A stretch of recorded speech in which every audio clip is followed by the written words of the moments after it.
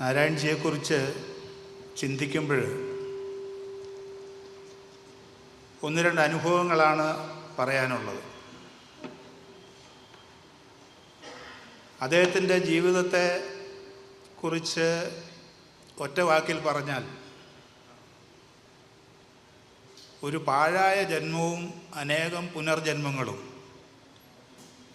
എന്ന് വേണമെങ്കിൽ വിശേഷിപ്പിക്കാം. പാഴായ ജന്മം എന്നുള്ളത് എൻ്റെ വാക്കല്ല, നാരായൺജിയുടെയും വാക്കല്ല, മറ്റു കുറച്ച് പേരുടെ വാക്കാണ്. സന്ദർഭം എന്താണെന്ന് വെച്ച് കഴിഞ്ഞാൽ, അടൽ ബിഹാരി വാജ്പേയി പ്രധാനമന്ത്രിയായി, ഭാരതത്തിൻ്റെ പ്രധാനമന്ത്രിയായി സത്യപ്രതിജ്ഞ ചെയ്ത നിമിഷങ്ങൾ, അത് കഴിഞ്ഞ് ഏതാനും ദിവസം കഴിഞ്ഞപ്പോൾ സംഘ കാര്യാലയത്തിൽ ഒരു ചർച്ച നടക്കുകയാണ്. പലർക്കും അഭിമാനമുണ്ട്. അപ്പോൾ നാരായൺജി ഒരു അനുഭവം അവിടെ പറയുകയാണ്. അടൽജി സത്യപ്രതിജ്ഞ ചെയ്ത് കഴിഞ്ഞ് ഒന്ന് രണ്ട് ദിവസം കഴിഞ്ഞപ്പോൾ നാരായൺജിയുടെ തൊടുപുഴയിലെ വീട്ടിലേക്ക് പരിസരവാസികൾ വന്നു. അവർ പറഞ്ഞു, നാരായൺജിയെപ്പോലെയുള്ളവർ RSSൻ്റെ പ്രചാരകമായി പോയി എന്നറിഞ്ഞപ്പോൾ ഞങ്ങളൊക്കെ വിചാരിച്ചു നിങ്ങളുടെ ജന്മം പാഴായിപ്പോയെന്ന്. കാരണം തൊടുപുഴയിലെ അറിയപ്പെടുന്ന ഒരു കുടുംബത്തിലെ അംഗമാണ് നാരായൺജി. നാട്ടുകാരുടെ ദൃഷ്ടിയിൽ അന്ന് സംഘത്തിൻ്റെ പ്രചാരകമായി പോവുക എന്ന് പറഞ്ഞാൽ ജന്മം പാഴാക്കൽ തന്നെയാണ്. പക്ഷേ രാഷ്ട്രീയ സ്വയംസേവക സംഘത്തിൻ്റെ സ്ഥാപകനായ ഡോക്ടർ ഹെഡ്ഗവാർ, അദ്ദേഹം സ്വാതന്ത്ര്യ പൂർവ്വകാലത്ത്, ബലിദാനങ്ങളുടെ കാലത്താണ് അദ്ദേഹം ജീവിച്ചിരുന്നത്. 2 പ്രാവശ്യം അദ്ദേഹം സമരത്തിൽ ജയിലിൽ പോയി. പക്ഷേ പിന്നീട് ചിന്തിച്ചപ്പം ഭാരതത്തിന് സ്വാതന്ത്ര്യം കിട്ടിക്കഴിഞ്ഞ് ബലിദാനങ്ങൾ കൊണ്ട് ഈ രാജ്യത്തെ മുന്നോട്ട് കൊണ്ടുപോകാൻ സാധിക്കില്ല എന്ന് അദ്ദേഹത്തിന് ബോധ്യപ്പെടുകയും ജീവൻ ബലിദാനം എന്നുള്ളതിന് പകരം ജീവിത സമർപ്പണം, ജീവിച്ചുകൊണ്ട് രാജ്യത്തെ ജീവിതം സമർപ്പിച്ചുകൊണ്ട് രാജ്യത്തിന് വേണ്ടി ജീവിച്ചുകൊണ്ട് മുന്നോട്ട് പോവുക, ഈ ഒരു ആശയം ജനങ്ങളുടെ മുമ്പിൽ വയ്ക്കുകയാണ് ഉണ്ടായത്.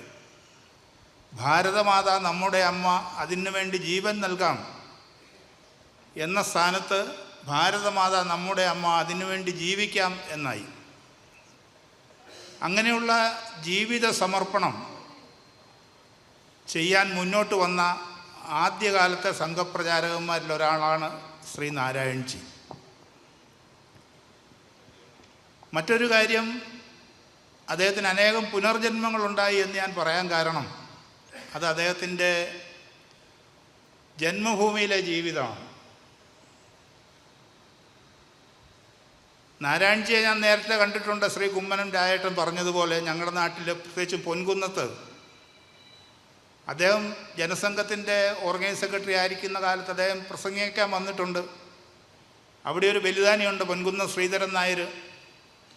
അന്നും നാരായൺജി വിദേശകാര്യവും സാമ്പത്തിക കാര്യവും ഒക്കെ പറഞ്ഞു. ഞങ്ങൾക്കധികമൊന്നും മനസ്സിലായിട്ടില്ല. പക്ഷെ പിന്നീട് അടിയന്തരാവസ്ഥയൊക്കെ വന്നു. നാരായൺജിയെ കാണുന്ന ജന്മഭൂമിയുടെ പത്രാധിപരായിട്ടാണ്. ഇവിടെ ഈ നോർത്തിൽ പത്ര ഓഫീസ് കാര്യമായിട്ട് ഞങ്ങൾ കണ്ടിട്ടില്ല, ബോർഡ് കണ്ടിട്ടുണ്ട്. അടിയന്തരാവസ്ഥയിൽ ജന്മഭൂമിക്ക് ഒരു അകാലമായിട്ട് നിർത്തിവെക്കേണ്ടി വന്നു. അവിടുന്ന് പുനർജന്മം കിട്ടി. നമുക്കറിയാം, ഒരു പത്രം നിർത്തിവെക്കേണ്ടി വരുമ്പോൾ, അല്ലെ, പത്രത്തിന് അന്ത്യം സംഭവിക്കുമ്പോൾ പത്രാധിപരുടെ മനസ്സെങ്ങനെയിരിക്കും? സാധാരണ നമ്മൾ കേട്ടിട്ടുണ്ട്, ഒരു കപ്പൽ മുങ്ങിക്കഴിഞ്ഞാൽ കപ്പിത്താൻ ജീവിച്ചിരിക്കില്ല എന്ന് കേട്ടിട്ടുണ്ട്. എന്ന് പറഞ്ഞതുപോലെ 1975 ജന്മഭൂമിക്ക് അന്ത്യം സംഭവിച്ചു.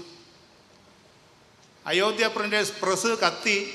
അപ്പോഴും അന്ത്യം അടുത്തു എന്നെല്ലാവരും വിചാരിച്ചു. പിന്നെ നഷ്ടങ്ങളുടെ ഒരു ഘോഷയാത്രയാണ്. ശ്രീ കുമ്മനം രാജശേഖരൻ തന്നെ പറഞ്ഞിട്ടുണ്ട്, പത്രാധിപർക്ക് പത്ര ഓഫീസിലിരിക്കാൻ നേരമില്ല, പൈസ ശേഖരിക്കാനേ സമയമുള്ളൂ. അങ്ങനെ ജന്മഭൂമി ഇന്ന് നടത്തണോ ഇന്ന് നിർത്തണോ നാളെ നിർത്തണോ എന്നുള്ള ചർച്ച. എനിക്കറിയാം, ചേർപ്പിലൊരു സ്കൂളിലൊരു ദിവസം 2 ദിവസം പരിപാടി ഉണ്ടായിരുന്ന സമയത്ത് ഒരു ദിവസം രാത്രിക്ക് ചർച്ച ചെയ്ത് തീരുമാനിച്ചു ജന്മഭൂമി നിർത്തണം എന്ന്. പക്ഷേ പിറ്റേ ദിവസം അതേ ആൾക്കാർ തന്നെ ജന്മഭൂമിക്ക് വേണ്ടി വാദിച്ചു. ജന്മഭൂമി വീണ്ടും പുനർജനിച്ചു. ജന്മഭൂമിയുടെ പത്രാധിപരും പുനർജനിച്ചു. അതുകൊണ്ട് ഒരു പാഴായ ജന്മവും അനേകം പുനർജന്മങ്ങളും നാരായൺജിയുടെ ജീവിതത്തിലുണ്ട് എന്ന് നമുക്ക് വിശ്വസിക്കാം. ആ പാഴായ ജന്മം എന്ന് പറയുന്നത് ഇന്ന് ഈ രാജ്യത്ത് വരുന്ന എല്ലാ മാറ്റങ്ങളും, രാജ്യത്ത് മാത്രമല്ല വിദേശത്ത് വരുന്ന എല്ലാ മാറ്റങ്ങളും അദ്ദേഹം മനസ്സിലാക്കിക്കൊണ്ട് തന്നെ ഇരിക്കുകയാണത് പകർന്നു കൊടുക്കുന്നുമുണ്ട് തലമുറയ്ക്ക്. അദ്ദേഹത്തിൻ്റെ ഏറെ പ്രശസ്തമായിട്ടുള്ള സംഘപദം, ആ സംഘപദത്തിൽ അദ്ദേഹം കാര്യങ്ങൾ വളരെ വിശദമായിട്ട് വിശദീകരിക്കുന്നുണ്ട്. ഓരോ കാര്യവും വളരെ അദ്ദേഹം കാര്യങ്ങളെ റിലേറ്റ് ചെയ്യുന്ന ഒരു പ്രത്യേക രീതിയിലാണ്. ഒരിക്കൽ ഞാൻ അദ്ദേഹത്തിന് ഒരു എഴുത്തയച്ചു. എനിക്കത് വളരെ ഇഷ്ടപ്പെട്ട ഒരു എപ്പിസോഡ് വന്നപ്പോൾ ഞാൻ എഴുത്തയച്ചു. ഞാനൊരു ജില്ലയിൽ ശാഖായാത്രയായിരുന്നു. അപ്പോൾ നാരായൺജിയും പറഞ്ഞു, ഞാനും ഒരു ശാഖായാത്രയായിരുന്നു. ഞാൻ വടകര ജില്ലയിൽ യാത്രയായിരുന്നു. പക്ഷേ വടകര ജില്ലയിൽ വന്ന വ്യത്യാസങ്ങളെക്കുറിച്ച് ഏതാനും വരികളിൽ നല്ല ഭംഗിയായിട്ട് അദ്ദേഹം വിശദീകരിക്കുകയാണ്. അദ്ദേഹം പറയുകയാണ്, ഞാനന്ന് പ്രചാരകനായിരുന്ന വടകര ജില്ല എന്ന് പറഞ്ഞാൽ സംഘത്തിൻ്റെ ജില്ലയാണ്, കോഴിക്കോട്. അവിടെ വന്ന മാറ്റങ്ങൾ അദ്ദേഹം പറഞ്ഞത്, ഇടവഴികളെല്ലാം വലിയ നിരത്തുകളായി മാറിയിരിക്കുന്നു. നിരക്ഷരരുടെ മക്കൾ ഇരട്ട ബിരുദങ്ങളുമായി കഴിയുന്നു. ഓലപ്പുരകളെല്ലാം ഇരുനില കെട്ടിടങ്ങളായി മാറിയിരിക്കുന്നു. വളരെ സുന്ദരമായിട്ട് ഏതാനും വാക്കുകൾ അദ്ദേഹം വിശദീകരിക്കുകയാണ്. മറ്റൊരു കാര്യം കൂടെ ഞാൻ പറയാം. അദ്ദേഹം ഒരു എപ്പിസോഡിൻ്റെ, സംഗമത്തിലെ എപ്പിസോഡിൻ്റെ തലക്കെട്ട് ഒട്ടല്ല നിൻ കൃതികൾ തങ്ങളിൽ വിരുദ്ധങ്ങളായവ. ഇത് ഹരിനാമകീർത്തനത്തിലുള്ളതാണ്, നമുക്കറിയാം. ഈശ്വരൻ്റെ പല കൃതികളും കണ്ടാൽ തമ്മിൽ വിരുദ്ധങ്ങളാണെന്ന് തോന്നും. കഥ എന്താണെന്ന് വെച്ചാൽ പരമേശ്വർജിയായിട്ട് ബന്ധപ്പെട്ട ഒരു സംഭവമാണ്. പരമേശ്വർജി എറണാകുളം പ്രചാരക്, നാരായൺജി ഗുരുവായൂർ പ്രചാരക്. നാരായൺജി എഴുതിയതാണ്. അപ്പോൾ ഒരു മീറ്റിങ്ങിന് വേണ്ടി, ഒരു ബൈഠക്കെന്ന സംഘത്തിൽ പറയും, ഒരു യോഗത്തിന് വേണ്ടി എറണാകുളത്ത് വന്ന് സ്വാഭാവികമായിട്ടും നഗരത്തിലൊക്കെ ഒന്ന് കറങ്ങി നാരായൺജി അവിടെ തിരിച്ച് ആ സ്ഥാനത്തെത്തിയപ്പോഴത്തേന് കുറച്ച് വൈകി. പരമേശ്വർജി ദേഷ്യപ്പെട്ടു എന്നാണ് അതിലെഴുതിയിരിക്കുന്നത്. പകരം വീട്ടാൻ അവസരം കാത്തു നിൽക്കുന്നു നാരായൺജി. നാരായൺജി അന്ന് ചെറുപ്പമാണല്ലോ. അപ്പോൾ ഗുരുവായൂർ ഒരു പരിപാടിക്ക്, ശാഖാ പരിപാടിക്ക്, പൊതുപരിപാടിയാണ്, അവിടെ ചെല്ലാമെന്ന് പരമേശ്വർജി ഏറ്റു. ധ്വജമൊക്കെ ഉയർത്തി, പരമേശ്വർജിയെ കാത്തു നിൽക്കുകയാണ്. പരമേശ്വർജി വന്നില്ല. ഇത് തന്നെ അവസരം എന്ന് നാരായൺജി കരുതി. നാരായൺജി അവിടെ പറയുകയാണ്, എൻ്റെ മനസ്സിൽ അകനിന്ദ തിളച്ചു പൊങ്ങിയെന്നാണ്. ഈ അകനിന്ദ എന്നുള്ള വാക്ക് തന്നെ ഞാൻ ആദ്യമായിട്ടാണ് വായിക്കുന്നത്. അപ്പോൾ പരമേശ്വർജിയെ കാത്തു നിന്നില്ല. ഇത് തന്നെ അവസരം എന്നുള്ളതിൽ കൊണ്ട് പരിപാടി തുടങ്ങി. 7 മിനിറ്റ് വൈകി പരമേശ്വർജി എത്തി. എന്നിട്ട് പരമേശ്വർജി നാരായൺജിയോട് പരിപാടിയെല്ലാം കഴിഞ്ഞിട്ട് പറഞ്ഞു, അധ്യക്ഷന് വേണ്ടി ഒരു 7 മിനിറ്റ് വൈകി കാത്തുകൂടായിരുന്നോ എന്ന് ചോദിച്ചു. അപ്പോൾ പരമേശ്വർജി വൈകിയതല്ല, അധ്യക്ഷനെ വീട്ടിൽ ചെന്ന് കൂട്ടിക്കൊണ്ടുവന്ന് അധ്യക്ഷനും പ്രാസംഗികനും ഒരുമിച്ച് വരികയാണ്. അപ്പോൾ ആ പരിപാടിയെല്ലാം കഴിഞ്ഞിട്ട് കുറച്ച് കാത്തിരുന്നാൽ എന്തായിരുന്നു കുഴപ്പം, എന്തായിരുന്നു വിഷമമെന്ന് പരമേശ്വർജി ചോദിച്ചു. അത് നാരായൺജി എഴുതിയിരിക്കുകയാണ്. അപ്പോൾ ആദ്യം വൈകി വന്നപ്പോൾ പരമേശ്വർജി ദേഷ്യപ്പെട്ടു. രണ്ടാമത് കുറച്ച് വൈകിക്കൂടെ എന്ന് പറഞ്ഞു. ഇത് പരസ്പര വിരുദ്ധമാണ്. പക്ഷേ ആ ഒരു ചെറിയ സംഭവത്തെ വലിയ ഒന്നുമായിട്ട് ബന്ധപ്പെടുത്തി, എന്താ ഹരിനാമകീർത്തനവുമായിട്ട് ബന്ധപ്പെടുത്തി, ഭഗവാന്റെ കൃതികളുമായിട്ട് ബന്ധപ്പെടുത്തി. ഈ തരത്തിൽ നാരായൺജിയുടെ എഴുത്തുകൾ അടുത്ത തലമുറയ്ക്ക്, അദ്ദേഹത്തിൻ്റെ എഴുത്തുകൾ സംഘത്തെക്കുറിച്ച് മാത്രമല്ല, സംഘത്തെക്കുറിച്ച് എഴുതുമ്പോഴും അനേകം കാര്യങ്ങൾ അവിടെ എഴുതുന്നുണ്ട്. നാട്ടിലെ സംഭവങ്ങളും എല്ലാം എഴുതുന്നുണ്ട്.